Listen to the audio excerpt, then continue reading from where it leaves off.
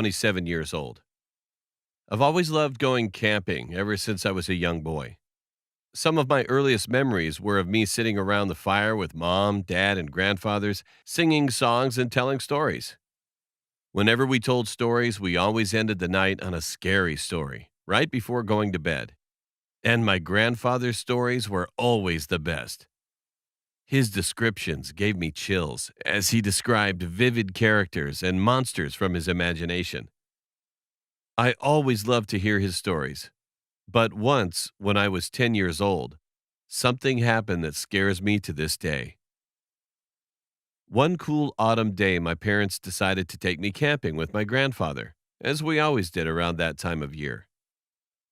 We arrived at the campsite around 6 o'clock, and on the way in, I saw that the campsite we were driving into was different than the one we usually camped at. The entrance to the campground seemed old, and a lichen covered stone sign with the name of the grounds greeted us as we drove in. We arrived and set up our tents. After eating dinner and cleaning up, we sat around the campfire as usual to tell our stories. I can't remember all of the stories told, except for the last, my grandfather's story. I remember the smell of the burning wood and burnt orange sunlight casting long shadows off into the trees behind us as he began to tell his tale. He started by saying that it was a true story from his childhood, and he had waited to tell it to me until I was old enough. This grabbed my attention, as usually my grandfather told fake stories and never about himself. He said that he had been camping at the same campsite we were staying at when his story occurred. He started by saying the campground had been built back in the 1930s by CCC workers during the Great Depression, which, looking back, explained the oldness of the park. But at the time, as a kid, I really didn't care. He said that one night, around 1960-something, while camping with his father, he was fishing at the lake down at the end of the long hiking trail that led back to the campground. His dad told him it was time to leave, and they started off down the trail. As he was walking, he began to feel a strange sensation, as if he was being followed. He turned back, but supposedly saw nothing several times. He kept walking until he said he was stopped by a long, eerie moan rippling out from behind the trees. He described it as sounding like a ghost or a person being slowly injured. He and his dad stopped in their tracks. His dad apparently tried to tell him it was a coyote, but my grandfather knew better. He told me it wasn't a coyote. He believed it was something else, something more sinister. Nevertheless, after this encounter, he returned back to the campsite with his dad and never saw or heard anything else.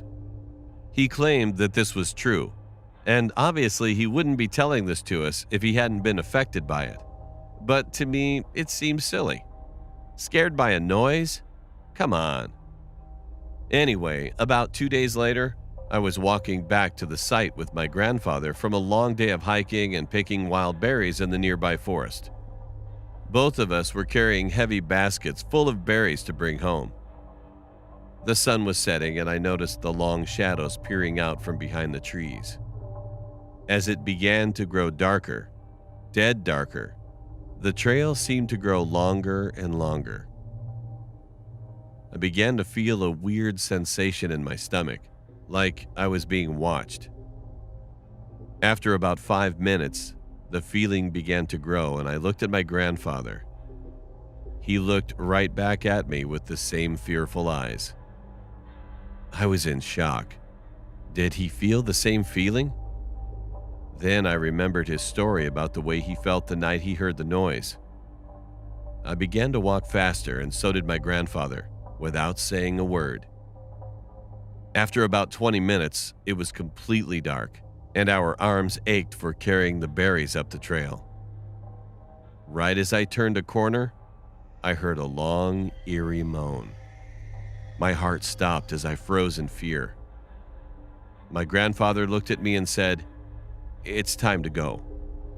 With that, we began wailing swiftly down the trail as fast as we could without dropping our berries.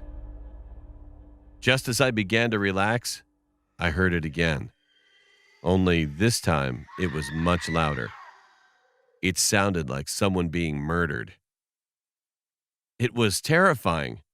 It came from directly behind us, and I felt a burning sensation in the back of my head. I dared not look back. I sat in fear, wondering of what could have made the noise, when suddenly I heard my grandfather scream, "Run!"